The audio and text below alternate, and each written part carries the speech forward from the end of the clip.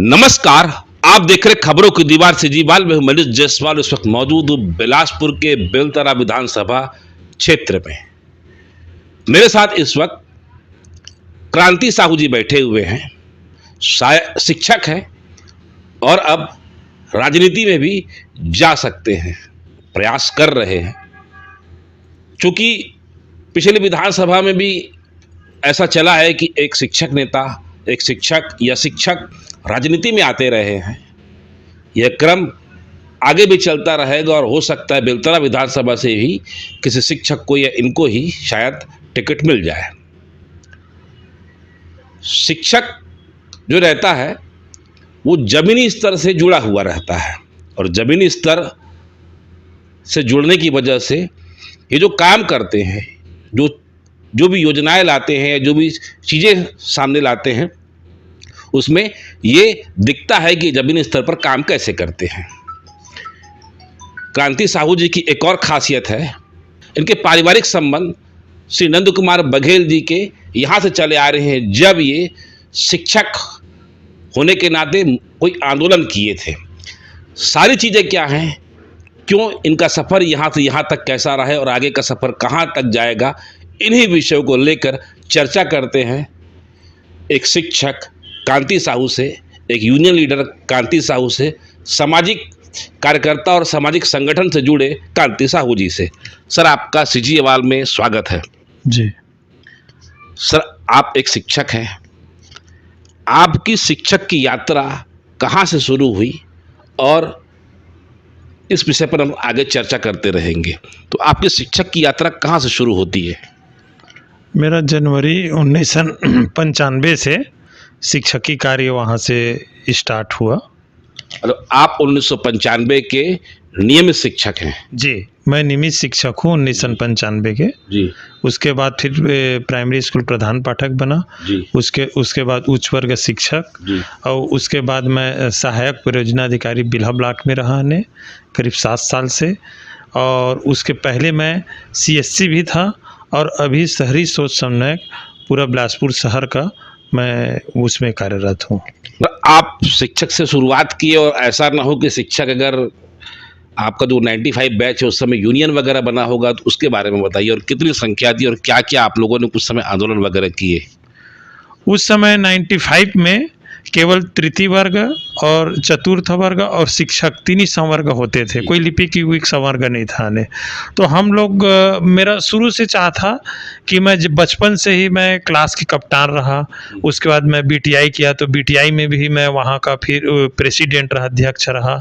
तो शिक्षक संगठन में कर्मचारियों के बीच में मैं संगठन में रहूँ, तो लेकिन मेरे को कोई संगठन में ले नहीं रहे थे। हम लोग को युवा थे, यानी उस समय फर्स्ट अपॉइंटमेंट हुआ था 1995 में। तो मैं युवा शिक्षक संगठन करके एक नया संगठन बनाया ने, उसमें का मैं प्रदेश अध्यक्ष बना।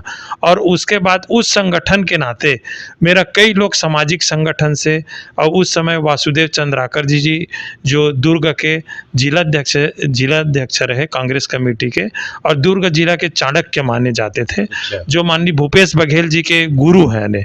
और माननीय प्रतिमा चंद्राकर के वो पिताजी हैं, पूर्व विधायक प्रतिमा चंद्राकर जी के, तो वो उनसे मेरा जुड़ाव हुआ ने। और उन्हीं से मैं राजनीतिक गुरु को मैं मानता हूँ, सामाजिक गुरु मानता हूँ। उसके बाद नंद कुमार बघेल से वो मेरे को परिचय कराए, जो भूपेश बघेल के पिताजी हैं। तो उसी समय से 1995 से मेरा उनसे एक सामाजिक दायरा था। उसके बाद धीरे धीरे मतलब वासुदेव चंद्राकर जी तो ख़त्म हो गए। उसके बाद नंद कुमार बघेल जी से मेरा ऐसा, मेरे को अपने बेटे की तरह मानते हैं। अभी 95-96 से? हाँ, 95-96 से उनसे मेरा व्यक्तिगत संबंध, और आज संबंध मेरे को मतलब एक अपने घर के तरह मेरे को माननीय नंद कुमार बघेल जी मानते हैं। मतलब 1995 से जो आपका सफ़र शुरू हुआ, तो कोई ऐसा वाक्या हुआ होगा कि आपको नंद कुमार बघेल जी एकदम मानने लग गए? नंद कुमार बघेल जी का जो विचारधारा है, वैज्ञानिक विचारधारा और संवैधानिक विचारधारा, तो वो वैज्ञानिक विचारधारा के तहत मेरी जो बेटा है ने, तो मेरे को पारिवारिक मेरे को बहुत अच्छा फ़ायदा हुआ। और उसके कारण से आज मेरे बेटी एम्स में डॉक्टर हैं और बेटा भी डॉक्टर है ने। मतलब वो हमेशा मतलब ना कुछ भी जैसे घटना हो गया ने, उसके बारे में सोचो विचारो मत ने, जो होना था वो हो गया, आगे बढ़ो ने। ये उनसे मैं सीखा हूँ ने। तो पॉजिटिव चीज सीखी आपने। हाँ, पॉजिटिव एकदम चीज सीखा हूँ ने। कई लोग रहते हैं कि जो चीज हो गया अब उस पर अफसोस करते रहते हैं। हाँ, तो वो अफसोस वाली बात नहीं, जो हो गया बेटा ने, आगे को सोचो, आगे आगे कैसे बढ़ना है ने। वो हमेशा कर्म प्रधान है ने, मतलब तो कर्म प्रधान को मैं भी मानता हूँ ने, और कर्म के ऊपर विश्वास करके मैं आगे बढ़ता हूँ ने। सर अब 1995 से शुरू किए, फिर छत्तीसगढ़ राज्य बन गया, फिर उस वक्त आप लोग कहाँ थे? इसके अलावा आप 1995 के बाद क्या सामाजिक संगठनों से जुड़ गए थे, या सामाजिक संगठन आप लोगों ने बनाया था? जी, मतलब 1995 के बाद है, मतलब जी। जब छत्तीसगढ़ बना है, जी। तो छत्तीसगढ़ में जो भूपेश बघेल, माननीय भूपेश बघेल जी हैं, उस समय छत्तीसगढ़ स्वाभिमान यात्रा निकाला ने। तो उसमें बिलासपुर में हम लोग बहुत बड़ा आंदोलन किए, और पूरा सभी छत्तीसगढ़ी लोग को, पूरा हम लोग जो 12.5 जाति हैं, जिसमें उसमें सभी समाज के थे, ब्राह्मण, ठाकुर और जितना भी छत्तीसगढ़ी लोग हैं, उसको हम लोग एकजुट किए, और एकजुट करने का नतीजा उसी समय से भूपेश भैया से उसी समय से हमारा संबंध हुआ। पहले तो नंद कुमार बघेल जी के पास थे संबंध, उसका उसी समय से फिर भूपेश भैया से संबंध हुआ। मतलब मुख्यमंत्री भूपेश बघेल जी के अंदर जो ठेठ छत्तीसगढ़ियावाद है, ये आज का नहीं है, ये पहले का ही है एकदम। हाँ, ये पहले का है, और उस समय आंदोलन किए, उसके बदौलत छत्तीसगढ़िया आदमी और मूल निवासी जो अजीत जोगी जो मुख्यमंत्री बने, वो भूपेश बघेल का देन है। उनका बहुत बड़ा योगदान है। बहुत बड़ा योगदान है भूपेश बघेल का। सर अब 2000 सरकार बन गई, मध्य प्रदेश के बाद छत्तीसगढ़ बन गया, सरकार बन गई, कांग्रेस की सरकार थी यहाँ पे। फिर शुरू होता है जो विधानसभा चुनाव होते हैं, उसके बाद से क्या हुआ, आप लोगों ने क्या संवेदन किया? जैसे आप सामाजिक संगठन से जुड़े हुए हैं, अजीत जोगी के कार्यकाल में आप लोगों ने क्या किया? अजीत जोगी कार्यकाल में वो पिछड़ा वर्ग को बहुत चाहते थे ने, तो अजीत जोगी जी ने पिछड़ा वर्ग सम्मेलन के लिए RLS यादव थे, जो उनके मुख्य सलाहकार थे, उनके माध्यम से हम लोग जुड़े, और बिलासपुर में, रायपुर में बहुत बड़ा पिछड़ा वर्ग का वहाँ संगठन सम्मेलन भी किए, और उसके कारण से आज पिछड़ा वर्ग और भूपेश बघेल भी उसके कारण, पिछड़ा वर्ग कोई नहीं मांग किए 27% आरक्षण, भूपेश बघेल जी ने 27% मुख्यमंत्री बने, तो आरक्षण उन्हीं का देन है कि आज वो 27% आरक्षण घोषित किए। पामगढ़ का एक किस्सा है सर, कि पामगढ़ में आप लोग सामाजिक कार्यक्रम किए थे, और मेरे ख्याल से उस समय पहला हुआ होगा एकदम। हाँ, उस समय क्या हुआ था, 2003 की बात है, 2003 की पहले की बात है, 2 की बात है, कि हम लोग कर्मा जयंती मनाएंगे, क्योंकि हम लोग साहू समाज के हैं और आराध्य देवी हमारा कर्मा माता है, और उस समय मैं युवा प्रकोष्ठ का जिला अध्यक्ष साहू समाज का। कौन से सन की बात होगी ये? 2002 की बात है ने। तो उसके पास गए कि मुख्यमंत्री के पास, माननीय धनेंद्र साहू जी परिचय कराए, उस समय मंत्री थे ने, ये क्रांति साहू है, बहुत अच्छा सामाजिक पदाधिकारी है, और इनके गांव में 98 में गया था, ये बहुत बड़ा कार्यक्रम कराए थे घर के, मेरे से ऐसे परिचय कराए। तो बोले कि साहू में इतना दम है, तो ये पामगढ़ में कभी CM का कार्यक्रम नहीं हुआ है, उसके पहले एक दिन पहले 24 को वहाँ कराओ, और फिर 25 को मैं कोना में आऊँगा। तो मुख्यमंत्री का कार्यक्रम हम प्रथम बार ने पामगढ़ में कर्मा जयंती वहाँ मनाए, वहाँ मुख्यमंत्री बहुत खुश हुए उस समय। हाँ, भूपेश बघेल वहाँ के प्रभारी मंत्री थे अले, और प्रभारी मंत्री थे, तो उनको भी निर्देश किए कि कर्मा जयंती वहाँ मनाना है पामगढ़ में, और एक क्रांति साहू है करके बोले वहाँ कार्यक्रम कराएंगे। तो भूपेश भैया से उस समय उनका काम करने का स्टाइल भूपेश भैया से देखने को मिला। 2 दिन के अंदर मुख्यमंत्री का ऐसा आयोजन किए, वहाँ कम से कम 50,000 की भीड़ थे वहाँ ने, प्रभारी 50,000 की भीड़। हाँ, 50,000 की भीड़, जिसमें वहाँ प्रभारी मंत्री उस समय भूपेश बघेल जी थे, जांजगीर जिले। उसके बाद फिर कहीं और भी हुआ?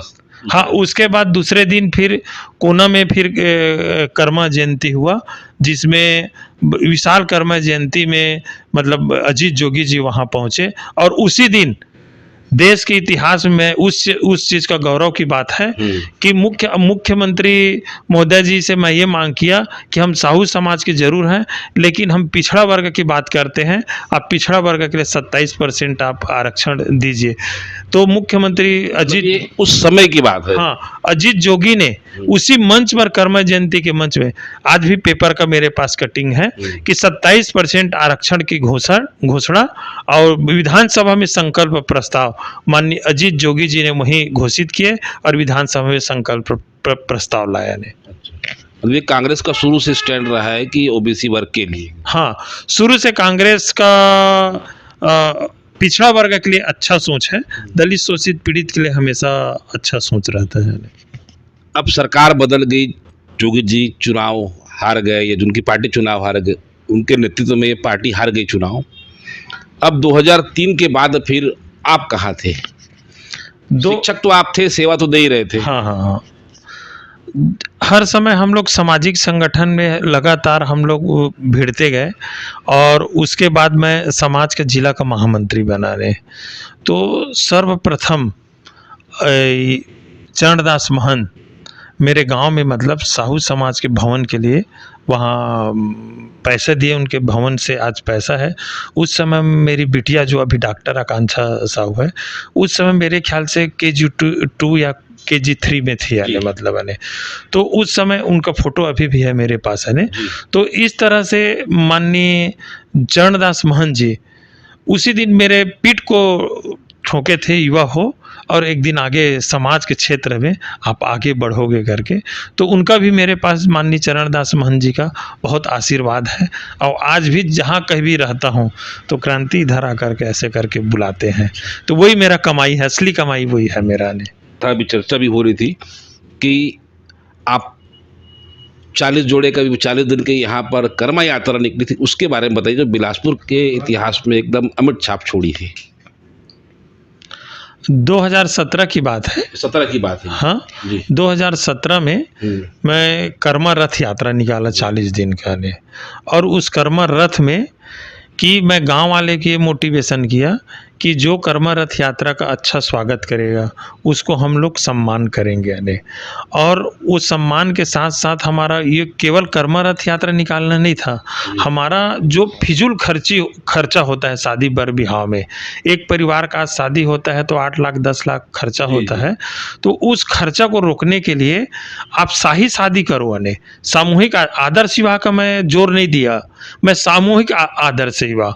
और मैं चाहता हूँ कि उसी तरह हर गांव में, जैसे एक गांव में मतलब ने शादी, जैसे मान लीजिए 10 घर का हो रहा है, 10 साहू समाज का हो रहा है ने, तो वो 10 एक साथ शादी करे ने और शाही शादी करे ने।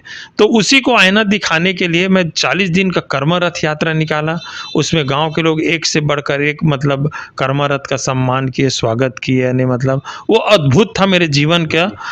आज भी मतलब मैं जिस गांव में जाता हूं, पहले तो मैं सामाजिक रूप से मेरे को केवल जो सीनियर जो पुरुष लोग पहचानते थे, लेकिन उसमें बच्चे लोग, क्योंकि हर गाँव में जो 40 दिन का जो रथ यात्रा था वो हर गांव में कर्मा रथ यात्रा होता था, मतलब ये कर्मा जयंती होता था। और कर्मा जयंती में हम प्रतिभावान छात्र छात्रा का सम्मान करते थे यानी उस गांव के जितने भी हैं ने। तो उसका फायदा मेरे को आज ये देखने को मिलता है कि छोटे छोटे बच्चे लोग को जिस समय उस समय हम लोग सम्मान किए थे, तो आज वही अंकल है, क्रांति अंकल है, मेरे को सम्मान किए थे, मेरे को आके जो बोलते हैं ने। पहले बार मेरे को गोल्ड मेडल से सम्मान मिला था। तो वो मेरा असली कमाई है 2017 में जो मैं जो काम किया ने। और 30 जोड़े का हम लोग जो शादी किए ये यहाँ आपका लाल बहादुर शास्त्री स्कूल में, तो अद्भुत कार्यक्रम था। उस समय जोगी कांग्रेस भी बन गया था। 2017 में बीजेपी वाले के भी नेता आए थे, कांग्रेस के नेता आए थे। मतलब मेरा सामाजिक संगठन में चहुमुखी सभी प्रकार के जो सामाजिक, हाँ उसमें एक चीज़ और बताना चाहूँगा कि जितने भी समाज के अध्यक्ष थे, छत्तीसगढ़ के जितने भी समाज के अध्यक्ष हैं, वो सभी अध्यक्ष भी उस कार्यक्रम में हम लोग आमंत्रित अतिथि के रूप में कराए थे कि इसको आप लोग देखिए और अपने समाज में भी इसको फॉलो कीजिए, इस ऐसे कार्यक्रम को।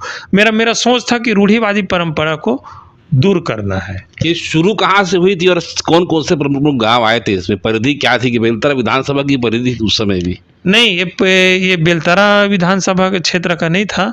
इसको बिलासपुर का जो हमारा बहतराई कर्मा चौक चौक है, वहाँ से कर्मा चौक से हम लोग निकाले और उसके बाद सर्वप्रथम हमारा नर्मदा नदी है, नर्मदा कुंड बोलते हैं बेलपान का, वो पर्यटक स्थल है हमारा, तो वहाँ कर्मा मंदिर है, तो वहाँ से फिर जो चालू किए तो तखतपुर विधानसभा क्षेत्र, उसके बाद कोटा विधानसभा क्षेत्र, उसके बाद बेलतरा विधानसभा क्षेत्र, और बेलतरा के बाद फिर तखतपुर विधानसभा क्षेत्र, और तखतपुर के बाद फिर बिलासपुर में लाकर फिर उसको समापन किए। पूरा बिलासपुर जिला में घूमे। 40 दिन का पूरा रूट मैप था। हाँ, पूरा 40 दिन का पूरा पहले से रूट मैप था, मेरे पास है रूट मैप, आपको दूंगा ने, अभी भी है मेरे पास। और उसके बाद लास्ट में फिर आदर्श विवाह और कर्मा जयंती करके कार्यक्रम को समापन किए। क्रांति साहू जी का जो अब तक का बायोडाटा है वाकई में काफ़ी क्रांतिकारी है। लगभग 17-18 संगठनों से जुड़े हुए हैं। इन संगठनों में एक है कबीरपंथी समाज के, ये अध्यक्ष बने हैं। ये भी क्या किस्सा है, इनसे चर्चा करते हैं। सर, जैसा कि आप साहू समाज से आते हैं और मैं देख रहा हूँ आपका काफ़ी लगाव है कबीरपंथी समाज पर, ये इसका क्या कारण है और इसकी प्रेरणा कौन है? ये बहुत अच्छा आपका सवाल है और मैं उसको भूल रहा था, मेरे को अच्छा लगा जायसवाल साहब आप ये क्वेश्चन किए। तो ये मेरा जीवन का भी ऐतिहासिक है। हम लोग कबीरपंथी हैं, हालांकि साहू हैं लेकिन कबीरपंथ का मानते हैं। और प्रकाश मुनि नाम साहब दामा खेड़ा के, वो हमारे गुरु हैं ने। उनका कार्यक्रम सन थोड़ा सा भूल रहा हूँ, हाँ 18 में, चुनाव के जस्ट पहले 18 में हम लोगों ने यहाँ 5 दिन का सत्संग आयोजन प्रकाश मुनि नाम साहब का करवाया यहाँ। और आप विश्वास नहीं करेंगे कि लाखों की भीड़, एक दिन में 1 लाख लोग आते थे और सबका भोजन व्यवस्था। और इसको यहाँ पर ये बहुत बड़ा मैदान है जो कॉलेज है, साइंस कॉलेज मैदान, वहाँ हम लोग 100 ठो अस्थाई लेट और बात 100 ठो महिला के लिए, 100 ठो पुरुष के लिए, मतलब 1 लाख लोग का मतलब वहाँ व्यवस्था।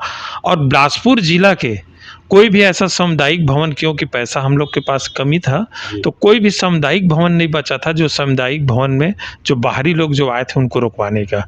उसमें उस कार्यक्रम में विदेश के लोग भी आए हुए थे यानी उस 5 दिवसीय का कार्यक्रम था ने। तो इस तरह से जो मेरा जीवन का जो ऐतिहासिक उसमें का कार्यक्रम का संयोजक मैं था, सेक्रेटरी था उसमें का।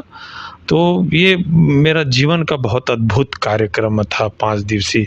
और उसके लिए हम लोग शोभा यात्रा निकाले यानी मतलब बने, तो शोभा यात्रा 5 किलोमीटर का, मतलब वहाँ से जब निकाले शोभा यात्रा तो 5 किलोमीटर तक का मतलब बने वो पूरा शहरी पूरा जाम हो गया है मतलब बने। तो फिर हमको शासन ने फिर परमिशन नहीं दिए, तो सिपत चौक से मतलब वो वहीं से बस ने ऐसा गोल घुमा के यहीं से फिर लाया ने। ऐतिहासिक कार्यक्रम था। ऐतिहासिक कार्यक्रम है ये। इसमें आप कैसे एक्टिव और क्या प्रेरणा आपको किससे अधिक मिली, चूंकि आप मानते हो उस विचारधारा को भी है ना, और आप साहू समाज से भी आते हैं, तो इनके लिए आपको ऐसे कुछ प्रेरणा मिली और कोई प्रेरक प्रसंग हो तो बताइए। क्या है कि हम लोग, मैं आपको बताया कि हम लोग कबीरपंथी परिवार के हैं। तो मैं पहले गांव में रहता था, गांव के बाद जब मैं शहर आया तो एक कबीर आश्रम है चिंगराजपारा में यानी, वो 1976 का है वो वाले। तो वो कबीर आश्रम से मैं जुड़ने के बाद वहाँ मेरे को अध्यक्ष बना दिया ने कबीर आश्रम का। तो वो कबीर आश्रम पहले जीर्ण शीर्ण था ने, उसको मेरे कार्यकाल में ऐसा उसको बना दिए कबीर आश्रम को ने, मतलब ने टाइल्स लगा है, पूरा वाल केयर पुट्टी एवं तेवं रहने का व्यवस्था ने। तो लोग बाग फिर मेरे को दामा खेड़ा तक जानने लगे कि वहाँ जो प्रकाश मुनि नाम साहब के जो पिताजी थे गिरिध मुनि नाम साहब, उस आश्रम में गए थे और वहाँ कुछ जो चकाचक करने वाले क्रांति साहू है और एक सेवक साहू हैं, उनके माध्यम से फिर हम दामा खेड़ा में मिले। तो वो फिर प्रकाश मुनि नाम साहब फिर वो कार्यक्रम का फिर आयोजन, आप लोग फिर एक बड़ा कार्यक्रम करो करके वो हमको आशीर्वाद दिए। तो फिर उस आशीर्वाद में हम लोग जो कार्यक्रम किए यानी उसमें पूरा शासन प्रशासन पूरा हमको सहयोग किए। उसमें चरणदास महंत जी हैं, वो भी कबीरपंथी हैं, आपका ताम्रध्वज साहू जी हैं, बहुत सारे मंत्री मिनिस्टर उस कार्यक्रम में शिरकत किए और ये भाजपा के लोग भी उसमें शिरकत किए। तो इस तरह से बहुत बड़ा भव्य आयोजन था मतलब ने। ये ट्राइबल फोरम क्या था ये? हाँ। ये ट्राइबल फोरम क्या था? हाँ, बहुत अच्छा बोले। ये टाइगर ट्राइबल फोरम जी। ये मेन बेसिक है मूल निवासियों का, जो अजीत जोगी उस समय मुख्यमंत्री थे और हाँ जी। सॉरी तुलेश्वर सिंह उसमें का अध्यक्ष थे। तो उनके माध्यम से मैं ट्राइबल टाइगर फोरम में जुड़ा ने। तो अजीत जोगी जी से मेरा बहुत नज़दीकी उसमें हुआ और उसी समय फिर एसटी एससी ओबीसी का काम करने लगा। तो आज भी जितने भी एसटी एससी ओबीसी के लोग हैं मेरे को बहुत अच्छा मानते हैं। उनके लिए मैं बहुत उनके जो आरक्षण के मुद्दे के लिए बहुत लड़ाई लड़ा। पहले आदिवासियों का 24% आरक्षण था और 12% 16% एससी का था ने। तो 24 से माननीय मुख्यमंत्री उस समय वो थे क्या बोलते हैं रमन सिंह, उनसे हम लोग कई बार धरना प्रदर्शन ये किए। तो 24 को 32% करवाया ने और अपना जो 6% ओबीसी का था उसको 14% करवाया ने। तो ये ट्राइबल टाइगर फोरम का देन है और उसके कारण से आदिवासी भाई लोग को 32% आरक्षण मिला। आंदोलन वगैरह का भी आपको लंबा अनुभव है? जी, हम लोग शुरू से क्या है कर्मचारी यूनियन के हैं तो हमेशा हम लोग सड़क की लड़ाई के लिए हम लोग हमेशा तत्पर रहते हैं और अपने कर्मचारी भाइयों के लिए या तो समाज के लिए। मैं समाज के लिए बहुत लड़ा हूँ और सामाजिक मेरे को बहुत अच्छा लगता है समाज के लिए काम करना ने। एक शिक्षक के रूप में आप लोग समय कैसे मैनेज करते हैं चीज़ों का? एकदम समय का मैनेज ये है कि 10 से हमारा 4 बजे मतलब जो शिक्षकी कार्य है जो अपना दैनिक जीवन हो कार्यक्रम करते हैं और सुबह से हमारा जो 10 बजे का समय है वो सामाजिक कार्य करते हैं और 5 बजे से 10 बजे रात तक का तो हम लोग सामाजिक कार्यक्रम। एक आम सामान्य परिवार से आप आए, गांव से शहर आए, शहर में यहाँ पढ़ाई की, यहाँ फिर नौकरी किए, फिर उसके बाद आज आपके दोनों बच्चे डॉक्टर हैं। आप और समाज को क्या चीज़ बताना चाहते हैं, चीज़ें सिखाना चाहते हैं कि भाई आप प्रेरणा लें क्योंकि आप खुद आपसे प्रेरणा लें? क्या ऐसी चीज़ें हो बताना चाहते हैं? क्या है कि मैं गांव से मेरे पिताजी किसान थे और किसान के बाद मेरे को अच्छा पढ़ाई लिखाई बाबूजी का मेरा सोच अच्छा रहे क्योंकि वो भी कबीरपंथी विचारधारा के थे यानी। तो पढ़ने लिखने के लिए हमको प्रेरित किए, पढ़ा लिखा के हमको आज शिक्षक बनाए और शिक्षक बनाने के साथ साथ मैं भी अपनी बेटी बेटा को अच्छे से पढ़ाया। मैं अपने बेटे को वहाँ भेजा था विशाखापट्टनम पढ़ने के लिए। 7 क्लास से चल दिया था पढ़ने के लिए और मेरे बेटी भी कोटा राजस्थान में जाके पढ़ी यानी और पढ़ लिख के आज मेरे को गौरव की बात है कि एम्स में डॉक्टर है मेरी बिटिया, डॉक्टर आकांक्षा साहू, और बेटा भी डॉक्टर है लास्ट ईयर में। शासन का बहुत सारा क्या है कि मैं शिक्षकी कार्य के साथ साथ मेरे को मेरा जो वर्क देख के अधिकारी लोगों ने मेरे को पहले सीएससी बनाए। सीएससी के बाद में साक्षर भारत मतलब अक्षर लोग को, अनपढ़ लोग को पढ़ाने के लिए मेरे को डिप्टेशन में 7 साल तक सहायक परियोजना अधिकारी के पद में रखे यानी। तो उस समय मतलब बिल्हा ब्लॉक का मैं सहायक परियोजना अधिकारी था।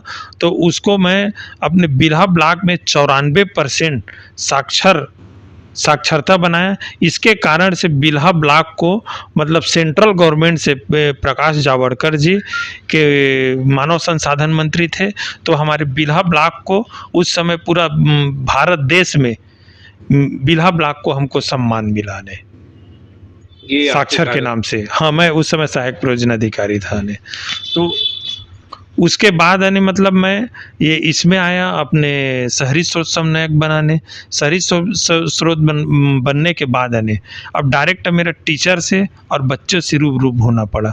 तो शासन का अनेकों योजना आते हैं जैसे अंगना में शिक्षा कार्यक्रम हुआ। इसका मतलब यह है कि माताएं अपने घर में बैठे बैठे बच्चों को पढ़ाए लिखाया ने हमारे जितने भी शहरी क्षेत्र के और बेलतरा विधानसभा क्षेत्र के बिल्हा के जितने भी स्कूल के हम लोग इस अभियान को ऐसे हम लोग अद्भुत बनाएं जो प्रदेश स्तर में हमारा बिल्हा ब्लॉक फर्स्ट आए, इसमें भी जो अंगना का शिक्षा कार्यक्रम है। और उसको मैं केवल पेपर वर्क में नहीं रखा, धरातल में रखा। ते अंगना का शिक्षा जो कार्यक्रम जो किए वो बहुत अच्छा हमको रिजल्ट निकला। उसमें मैं बच्चों लोग को मैं प्रोत्साहित किया, उनके पेरेंट्स लोग को प्रोत्साहित किया कि आप भी अपने बच्चे को डॉक्टर, इंजीनियर, कमिश्नर, कलेक्टर आप लोग भी बना सकते हैं ने। तो आज उसके कारण से हमारा शिक्षा स्तर बहुत ऊंचा हुआ है। हमारे टीचर लोग को भी एक चुनौती था। हमारे टीचर लोग वेल क्वालिफाइड टीचर हैं और पढ़ाते हैं, लेकिन बच्चे जो स्लम एरिया के आते हैं ने उनके घर में, क्योंकि हमारे पास 8 घंटा रहता है स्कूल में बच्चे, लेकिन उनके पास 16 घंटा रहते हैं अपने घर पे आने। तो हम लोग इस कॉन्सेप्ट से मतलब पेरेंट्स को हम लोग बहुत जागरूक किए हैं। सर, अब ये तो आपके प्रोफाइल की बात हो गई। मैं आपकी प्रोफाइल की बात करते जाऊंगा तो शायद मेरे को 2 घंटे का इंटरव्यू करना पड़ेगा आपका, क्योंकि आपने वाकई में बहुत काम किया है, यहाँ दिख रहा है, और बहुत से संगठन से भी जुड़े हुए हैं एकदम। अब बात करते हैं थोड़ा सा राजनीतिक की एकदम। अभी जैसा कि कई लोग को मालूम, मेरे भी यही धारणा बनी थी कि अभी आप जो मुख्यमंत्री की माताजी बिंदेश्वरी बघेल जी के लिए के नाम से एक मेडिकल कैंप चला रहे हैं, ये क्या है और क्या ये राजनीति से प्रेरित है, और अगर इनके नाम से आप जो किए हैं तो उसके पीछे क्या कारण है? देखिए, वो माता बिंदेश्वरी बघेल है, वो मेरे आदरणीय मेरी माँ है। यानी मैं जब भी उनके घर में, क्योंकि आपको बता चुका हूँ नंद कुमार बघेल माननीय बाबूजी से मेरा पहले संबंध था, तो वैसी ममतामयी माँ मैं कहीं नहीं देखा हूँ। ने इतनी जैसे उनके चेहरा है ना हंस खुशी, वैसी ममता में माता मेरे, जब भी मैं जाता था तो मेरे को प्यार से, मेरे को घर में भी बबलू बोलते थे। और भूपेश भैया को भी बबलू घर में बोलते हैं। तो बबलू तय खाना खाए है तो ऐसे करे है, आजा बेटा सो जा, अपने घर में मेरे को सुलाती थी और बहुत प्रेम प्यार करती थी। तो उनके प्रति मेरा एक अगाध प्रेम था, प्रेम है ने। तो उनके कारण से मैं सबसे पहले मतलब बिंदेश्वरी माता के नाम से उनकी स्मृति में सबसे प्रथम मैं मेडिकल कैंप चालू किया ने और प्रतिभावान छात्र छात्रा को सम्मान किया। तो माता की, बिंदेश्वरी माता की देन है कि उनका जो ममताई माँ है, उनका जो मेरे ऊपर जो संस्कार पड़ा ने, तो उस संस्कार के कारण से मैं उनका कर्ज मैंने जीवन भर नहीं चुका सकता। वो जो मेरे को प्रेम दी है, वो जो मेरे को रास्ता बताई है, तो मैं चाहता हूँ कि कुछ पल के लिए माता जी का भी के नाम से मैं नाम रोशन करूँ करके। मैं उनके ऋणी को चुका तो नहीं सकता, लेकिन एक कोशिश कर रहा हूँ उनके रास्ते पे चलूँ। बहुत प्रेम था एक। हाँ, बहुत प्रेम, बहुत मेरे को मानती थी मतलब बने। और बघेल जी से, मतलब नंद कुमार बघेल जी से? वो तो मेरे राजनीतिक गुरु हैं, सामाजिक गुरु हैं और मेरा प्रेरणा स्रोत है वो। कितने बार मुलाकात हुई होगी? मुलाकात क्या, उसका तो कोई अनगिनती है, मतलब है गिनती नहीं है ने। एक आध किस्सा बताइए उनका जो आपको बहुत प्रेरणा देता हो और अच्छा भी लगता हो। अब वो बाबूजी एक समाजवादी नेता है, माननीय नंद कुमार बघेल जी, और उनके बारे में जितना भी तारीफ करूंगा कम है। वो दृढ़ संकल्प ही है, वो वैज्ञानिक रूप को मानते हैं, वैज्ञानिक और सैद्धांतिक आदमी है। वैज्ञानिक ऐसा कि जैसे कुछ भी जैसे घटना घट गया ने, कुछ चीज मान लीजिए चोरी हो गया और कुछ हो गया, कुछ दुर्घटना हो गया, कोई खत्म हो गए, तो वो ज़्यादा चिंता करने वाली बात नहीं है। क्रांति जो हो गया सो हो गया, आगे बढ़ो, कर्म करो, कर्म को प्रधानता मानते हैं ने। इसलिए मैं फॉलोअर भी हूँ ने बाबूजी का। वो कर्म को बहुत प्रधानता मानते हैं ने, और वो उसके कारण से मैं उनका जो कर्म का जो रास्ता दिखाए हैं और उसको मैं अक्षरन से उसका पालन करता हूँ मैं। 2000 और 2003 और 5 की बीच की कोई ऐसी घटना याद है आपको? उसके साथ तो अनेकों घटना याद है, और बाबूजी हमेशा वही सिद्धांत देते हैं कि भाग्य के ऊपर डिपेंड मत रहो ने, कर्म करो, कर्म से भाग्य खुलता है। ने और आपका प्रोफाइल भी वैसे ही रहा है, मैं देख रहा हूँ 12 15 से 18 20 संगठनों जुड़े हुए हैं, तो वो कहीं ना कहीं आपको छाप पड़ी उनकी। जी, पूरा उनका मेरे ऊपर पूरा छाप है बाबूजी का। ने 18 20 संगठन देख रहा हूँ, आपका कार्य देख रहा हूँ, चाहे आप अभी नवाचार वगैरह किए, चाहे परियोजना अधिकारी रहने के दौरान किए हैं, एक बड़ा प्रभाव पड़ा है श्री नंद कुमार बघेल जी के विचारों का आप पर। जी, मेरे उनके विचार से मैं सहमत हूँ, कुछ विचारों से उनका मैं असहमत भी हूँ, कुछ विचार। अच्छा, तो कभी कई बार चर्चा भी हो जाए, विवाद भी हो जाए। उनका बहुत हाथ टाक होता है बाबूजी से, मेरा विचार उनका विचार से कई बार मेरा उनका बहुत हाथ टाक भी होता है। ने बाबूजी से हाथ टाक ऐसे होता है कि मैं थोड़ा सबको सामान्य मानता हूँ कि जितना भी समाज में जो लोग हैं सब बराबर है, सबका अधिकार है, लेकिन बाबूजी का थोड़ा सा विचारधारा थोड़ा सा उसमें थोड़ा सा परिवर्तन हो जाता है। ने तो उसमें मेरा बाबूजी का हाथ टाक हो जाता है, मतलब ने फिर उसके बाद क्या होता है? फिर वो समझते हैं ठीक है कि मैं उनसे सताया हुआ हूँ, तो मैं पुरानी पीढ़ी का हूँ, अब आप 21वीं सदी के हो, तो आपका सोच सही है करके वो मानते हैं और फिर वो रास्ते पे चलते भी हैं। ऐसे है, मतलब ज्ञानवादी है वो। मतलब कभी जोर नहीं डाले कि आपको ऐसे ही करना है, बिल्कुल ये करो करके, हाँ। इसी विचारधारा को पालन करो करके? नहीं, वो हमेशा बोलते हैं, ये इस चीज को बोलते हैं कि कभी भी क्रांति, वो एक चीज बोलते हैं कि एक शब्द बोलते हैं, हाँ, कभी भी क्रांति आज्ञाकारी मत बनना। ने आज्ञाकारी मत मानना, अपने विवेक का काम करना। ने और जो तुम्हारा विवेक कहता है वही काम करना। ने मैं जो बोल रहा हूं वो सब सही नहीं है, अपने विवेक से काम करना, ये चीज मेरे को सीख देते हैं। ने अब चूंकि आप मुख्यमंत्री श्री भूपेश बघेल जी से तब से जुड़े हुए हैं जब बहुत ज्यादा वो चर्चा में नहीं रहते थे एकदम, ऐसा आप तीनों के बीच कोई एक किस्सा हो तो बताइए। अब क्या है कि बाबूजी समाजवादी विचारधारा के हैं और भूपेश भैया कांग्रेस आइडियोलॉजी के हैं।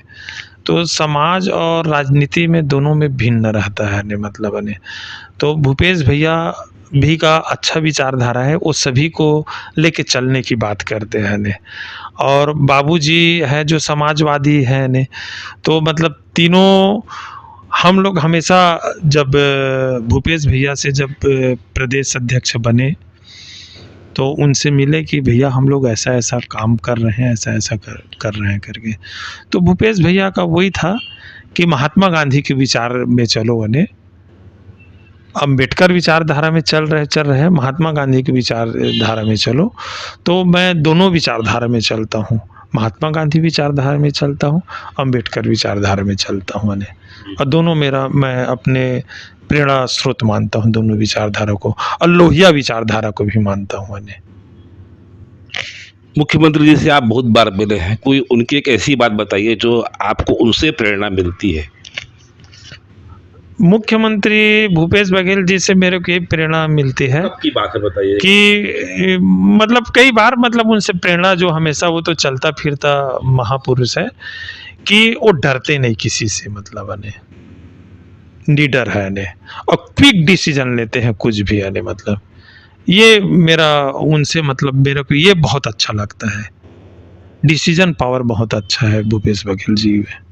आप कर्मचारी नेता भी रहे हैं और अभी मैं उनको पिछले 4-4.5 साल से देख भी रहा हूँ, जब आंदोलन वगैरह कर्मचारी संगठन करते हैं तो कभी भी उनको बहुत ज़्यादा प्रताड़ित नहीं किए हैं मेरी सरकार में कि लाठीचार्ज कर दिए, अंदर कर दिए, जेल में डाल दिए, मारे पीटे, और आंदोलन में गए थे तो उनकी तनख्वाह काट दिए, बर्खास्तगी कर दिए। ये अभी 4.5 सालों में दिए किए हैं, एक स्तर तक किए हैं। उनको आंदोलनकारी अगर या कोई अपनी मांगे मनवाना है तो अब ये समझ में आ गया कि इनसे आप ऐसे हड़ताल करके नहीं मनवा सकते एकदम मांगे, एकदम उनको डरा कर नहीं, दबा कर नहीं मनवा सकते। ये लगभग अब साफ हो गया है एकदम, मैं ऐसा मानता हूँ। उनको मनाने का सरल तरीका क्या है, आपको क्या आपके हिसाब से क्या लगता है? भूपेश भैया को सरल तरीका यही है, मैं देखा हूँ कि कोई भी काम उनसे डायरेक्ट ले जाओ। जैसे मान लीजिए एक उदाहरण बता रहा हूँ, 27% आरक्षण के लिए मैं उनसे गया कि भैया हम लोग 27% आरक्षण के लिए मैं आपके खिलाफ ने पूरा छत्तीसगढ़ में आपके विरुद्ध में आंदोलन करूँगा करके। तो बोले आंदोलन करने क्या ज़रूरत है, मैं खुद चाहता हूँ कि पिछड़ा वर्ग के लिए 27% आरक्षण हो, लेकिन कोई पिछड़ा वर्ग मांग करने नहीं आया कि 27% आरक्षण हो। वो पिछड़ा वर्ग के लिए 27% वो आरक्षण घोषित भी किए यानी और लागू भी किए यानी। लागू करने के बाद जब कुछ लोग मतलब हाई कोर्ट में दायर किया ने, तो इसके विरुद्ध में मैं छत्तीसगढ़ बंद करवाया मतलब ने। कुछ मतलब अपने जो साथी हैं, कुछ राजनीतिक पार्टी के लोग हैं, उन लोग मतलब हाई कोर्ट में जब करवाए तो 13 नवंबर को 2019 में हम लोग पूरा छत्तीसगढ़ को नहीं 20 में छत्तीसगढ़ को पूरा बंद कराया ने। तो भी भूपेश भैया नहीं बोले कि क्यों बंद करा रहे हो, अपने अधिकार के लिए क्यों, बिल्कुल लड़ना चाहिए और लड़ो। हमेशा उसका ये सोच है ने।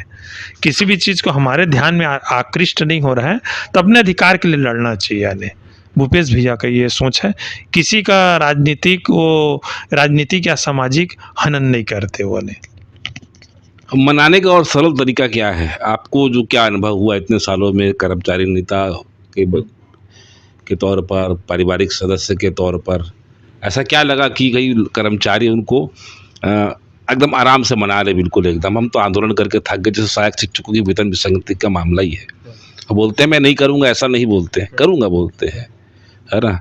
शायद अभी हाथ बंधे हों, आर्थिक स्थिति शासन की ना हो, ऐसा कौन सा तरीका अपनाए कि भाई ये लोग मान जाए।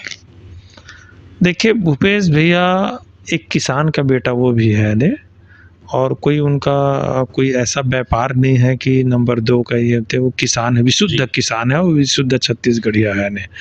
वो पहले किसान के बारे में सोचे है ने, और किसान को आज जो 2800 रुपये अगले बार जो लेंगे प्रति कुंटल 2800 रुपया और 20 कुंटल धान खरीदेंगे। वो शुरू में हम शुरू साल मिले तो बोल दिए कि इस साल किसानों का साल है, अगले बार कर्मचारियों का साल आएगा ने। और निश्चित ही तौर पे ने कर्मचारी के लिए जो आज पूरा भारत देश में पुरानी पेंशन लागू नहीं है, लेकिन छत्तीसगढ़ में पुराना पेंशन लागू कर दिए यानी बुढ़ापा का सहारा बने। हाँ, जबकि ये मांग बहुत ज़्यादा जोर शोर से जो मध्य प्रदेश में भी हम लोग देख रहे हैं, दूसरे राज्यों में देख रहे हैं, यहाँ वैसी ये मांग नहीं थी। फिर भी उसके बाद वो निर्णय जो लिए हैं उसके पीछे यही है उनकी विचारधारा है। तो वो जानते हैं कि कहाँ पर किस चीज़ को मतलब ने लागू करना चाहिए ने। जैसे HRA का था ने, हाउस रेंट का, तो हम लोग मांग नहीं किए थे हाउस रेंट का। उसके बाद हाउस रेंट का उन लोग नया जो पे स्केल के हिसाब से हाउस रेंट मिलना चाहिए यानी। निश्चित तौर पे सहायक शिक्षकों का समस्या है, ये समस्या अभी का नहीं है। वो क्या होता है कि पे स्केल जो बनता है, जो 7वां वेतनमान 8वां वेतनमान, तो उस समय से सहायक शिक्षक को वो ग्रेड पे जो है यानी 5200 में है यानी, और निश्चित भी है, और 5200 और 9300 में ये स्केल बहुत ज़्यादा डिफरेंस है ने। तो डिफरेंस को कम करना चाहिए।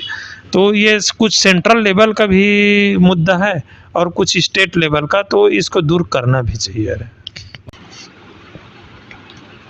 कांति साहू जी, जैसा कि अब चुनाव नज़दीक आ गए हैं, एक आध महीने में शुरू हो जाएंगे, भाजपा ने 21 प्रत्याशी घोषणा कर दी है। अब जैसा कि कहा जा रहा है कि जैसे कि हालांकि अभी आप एक शासकीय कर्मचारी भी हैं और एक आपकी एक सीमाएं भी है, उस आधार पर भी देखा जाए तो आप एकदम खुलकर अभी कुछ राजनीतिक बात भी नहीं कह सकते। एकदम कहा जा रहा है कि बेलतरा विधानसभा से आप दावेदार हो सकते हैं, ये दावेदारी कर सकते हैं, ये दावेदारी किए हैं।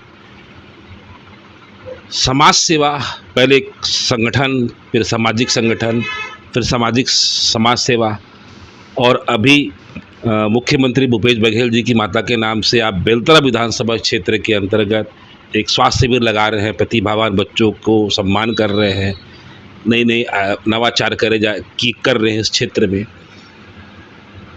बेलतरा विधानसभा से अगर मान लीजिए आपको टिकट मिलती है तो क्यों मिलती, क्यों मिलनी चाहिए? आप क्या मानते हैं इस प्रकार से? हम एक काल्पनिक बात मान के चलते हैं। देखिए, ये जो मैं प्रोग्राम कर रहा हूँ अभी, जी निःशुल्क स्वास्थ्य शिविर, जी प्रतिभावान छात्र छात्राओं का सम्मान, जी वृक्षारोपण कार्यक्रम, जी नशा मुक्ति अभियान जी और छात्र छात्राओं को कैरियर गाइडेंस जी और बेरोजगारों को जी रोजगार मूलक प्रशिक्षण। जी तो इस तरह का मैं जो कार्यक्रम मैं बेलतरा विधानसभा क्षेत्र से मैं ये चाहता हूँ कि सभी, मैं भी क्योंकि गांव के रहने वाला हूं, तो मेरे गांव के जितने बच्चे हैं और विशेषकर से बेलतरा के बच्चे जी और जो शिक्षित बेरोजगार हैं, जी वो रोजगार मूलक प्रशिक्षण इसलिए देते हैं कि जैसे बेरोजगार हैं, हम क्या करें कैसे करें उनको नॉलेज नहीं रहता। तो कई ठो खादी ग्राम उद्योग है और अंत व्यवसायी के तहत ने, जैसे मान लीजिए कोई ईंट बनाने का काम करता है और कोई ट्रैक्टर लेना चाहता है, कोई और कुटीर उद्योग करना चाहता है, तो इसमें 30 से 40 और 50% तक सब्सिडी है शासन द्वारा। तो ये बेरोजगार लोग को हम रोजगार मूलक प्रशिक्षण भी देते हैं इन्हें। मैं ये चाहता हूँ कि मेरा बेटी बेटा जिस तरह से पढ़ लिख कर आगे बढ़ गए हैं ने, उसी तरह बेलतरा विधानसभा क्षेत्र के नौजवान को जी और आने वाले बच्चे को अच्छे पढ़ लिख कर आगे बढ़े। और क्योंकि मैं एक कर्मचारी हूँ ने, और मेरा एक दायरा है ने, खुलकर तो राजनीति में नहीं आ सकता, न खुल के मैं समाज एकदम जैसा मेरा अंदर में है सोच के मैं समाज का सेवा करूं, तो उस तरह से मैं कर भी नहीं पा रहा हूँ ने। इसलिए मैं चाहता हूँ कि बेलतरा विधानसभा क्षेत्र में खुलकर मतलब ने समाज का सेवा करूं। और इसका माध्यम है कि जितना भी मैं अभी जो काम कर रहा हूँ ने, लोगों के बीच के लिए कर रहा हूँ कि हमारे बेलतरा विधानसभा क्षेत्र का नाम ऊपर उठेगा, तो हमारा छत्तीसगढ़ आगे बढ़ेगा और उसके साथ भारत देश आगे बढ़ेगा। आपको ऐसा क्या लगता है? आप तो हालांकि पूरी परिक्रमा कर ले, कई जगह जा रहे हैं, कई चीज़ें अनुभव कर रहे हैं, आपको ऐसा क्या लगता है कि बेलतरा विधानसभा के लिए ये रोड मैप होना चाहिए? अगर मान लीजिए आप पार्टी से चुनाव भी लड़ लेते हैं और आप चुन भी ले जाते हैं, तो ऐसा कोई विजन होगा आपके दिमाग में एकदम सभी वर्गों के लिए? क्योंकि ये बेलतरा विधानसभा ऐसी विधानसभा है, यहाँ अधिकांश कर्मचारी निवास करते हैं एकदम, या जो पुराने शहर में रहते थे वो शहर से इस पर आकर रह रहे हैं। तो ऐसा कोई रोड मैप है यहाँ के विकास के लिए, यहाँ के इंफ्रास्ट्रक्चर के लिए, यहाँ के डेवलपमेंट के लिए, जो अभी आप इस प्रशिक्षण वगैरह की बातें सोच रहे हैं? क्योंकि उस क्षेत्र में शासकीय भूमि तो बहुत अधिक है एकदम। जी, क्या है कि मेरा मेन उद्देश्य है कि बेलतरा विधानसभा क्षेत्र का लिविंग स्टैंडर्ड आगे बढ़ाना है। क्या है कि यहाँ बहुत सारे संसाधन हैं, जैसे आप बताएं कि यहाँ बहुत सारा कर्मचारी है। वाकई में मैं बेलतरा विधानसभा क्षेत्र एजुकेशन हब है। एजुकेशन हब इसलिए बोल रहा हूँ कि यहाँ सेंट्रल यूनिवर्सिटी है, स्टेट यूनिवर्सिटी है, इंजीनियरिंग कॉलेज है और पंडित सुंदरलाल शर्मा है। यहाँ जो छत्तीसगढ़ का सबसे बड़ा ACCL कोल फील्ड का यहाँ कार्यालय है, और रेलवे भी आता है, रेलवे क्षेत्र का भी आता है फफदा खार। तो इस तरह से बेलतरा विधानसभा क्षेत्र मतलब चहुमुखी विकास के लिए बहुत अच्छा है, लेकिन लोगों में जागरूकता नहीं है ने, और जागरूकता नहीं होने के कारण से बिलासपुर शहर से लगा हुआ है, NTPC पास में है ने, उसके बाद भी हमारे लोग ITI के क्षेत्र में, इंजीनियरिंग के क्षेत्र में जो आगे नहीं बढ़ पा रहे हैं ने, मतलब इसके कारण से मैं जन जागरूकता के लिए मैं चाहता हूं, क्योंकि मेरे पास भी समय नहीं रहता। मैं क्यों गवर्नमेंट सर्वेंट हूं, 10 बजे से 5 बजे तक मेरा ऑफिस स्कूल का काम रहता है, तो उतना जनता सेवा नहीं कर पा रहा हूं वाले मतलब। तो इसलिए अगर आम जनता बोलते हैं कि इस बार 2023 का जो चुनाव है उसमें आप सामने आइए करके उनका डिमांड है, तो उनके डिमांड के हिसाब से तो मैं लगा हुआ हूँ। अगर जो भी अगर सेवा का मौका देंगे तो मैं सेवा करने के लिए बिल्कुल तैयार हूँ। मतलब कई लोग ये मान के चल रहे थे कि इनको चुनाव लड़ना है और उनको राजनीति में आना है करके मुख्यमंत्री जी को खुश करने के लिए इनकी माताजी के नाम से ये आप जो मेडिकल कैंप लगा रहे हैं, अपने दोनों बच्चों को अभी सामने करके ये मेडिकल कैंप लगा रहे हैं, तो इसमें राजनीति नहीं है, वो तो आपका पुराना पारिवारिक परिचय है। जी। जी। क्या है कि मैं शुरू से बताया हूँ कि जो माता जी हैं वो ममता में माता है, माता बिंदेश्वरी यानी, और आज वो नहीं है, स्वर्गवास हो गई है। मैं और उनकी स्मृति में मैं कार्यक्रम इसीलिए चालू किया हूँ कि मैं जब भी उनके घर में जाता था, उनके निवास में जाता था, तो हमेशा मेरे को लिए खाने के लिए, सोने के लिए, हर तरह मेरा अपने बेटे की तरह मेरा देखभाल हमेशा पूछ परख करती थी। इसलिए मैं वो माता के लिए जितना काम करूँ वो कम है।